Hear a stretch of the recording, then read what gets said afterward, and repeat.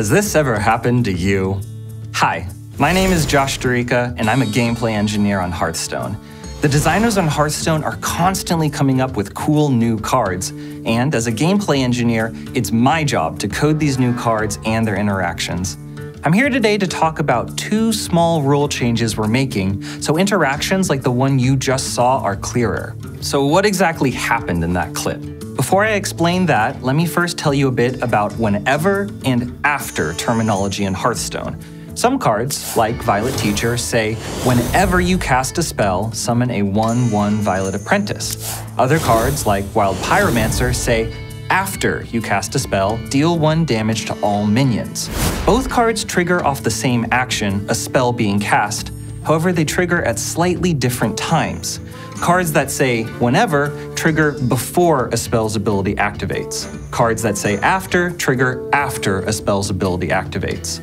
Armed with that knowledge, let's revisit the opening clip. We begin with our unsuspecting player having a Violet Teacher on the board and a Mind Games in their hand.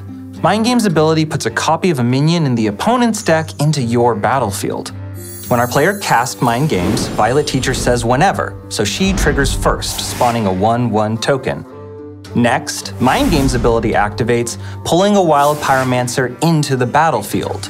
Finally, that same Wild Pyromancer activates after Mind Games' ability, dealing 1 damage to all minions and destroying all our players' hard work.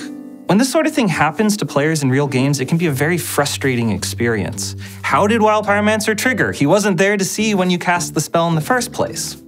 This leads me to our first rule change. In order for after triggers to activate, they need to be present for the original action. For example, Wild Pyromancer says after you cast a spell, so in order to activate, it needs to be on the board at the time you actually cast the spell from your hand. Let's take a look at that new rule in action.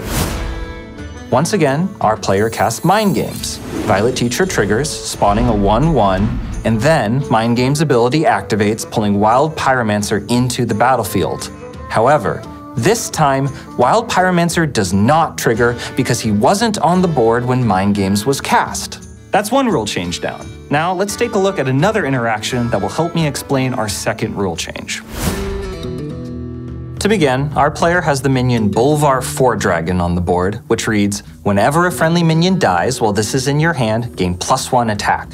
They also have the spell Spirit Echo in their hand, which has the ability, give your minions Death Rattle, return this to your hand. First, they'll cast Spirit Echo, giving Bolvar the return to hand Death Rattle power. Next, our friendly opponent will give poor Bolvar a fiery death, causing his granted Death Rattle to trigger, sending him back to our player's hand. Here's where it gets weird. After returning to the hand, Bolvar's ability triggers off his own death and he gains +1 attack. Why does this happen? Well, in Hearthstone, the order in which triggers are activated is based on what zone they are in. First, we activate all in-play triggers for player 1. These include Death Rattles and abilities on cards like Wild Pyromancer. Next, we activate in-hand triggers for player 1, like Bolvar 4-Dragon. Finally, we activate any in-deck triggers for player 1. Then we do the same thing for player 2. So in our case, Bolvar's granted Death Rattle triggers first because it's an in-play trigger. Then, when we activate in-hand triggers, this includes our newly resurrected Bolvar, and he gains attack from his own death. We think it's pretty unintuitive that Bolvar is allowed to trigger off his own death, especially because he wasn't in your hand at the time that he died. As such, our second rule change is a subtle tweak to how we activate triggers.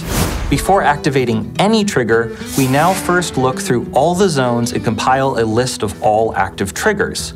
Then, when we go zone by zone, we only activate triggers that are contained in that original list. That means if activating one trigger creates a new trigger, that new trigger will not itself be activated.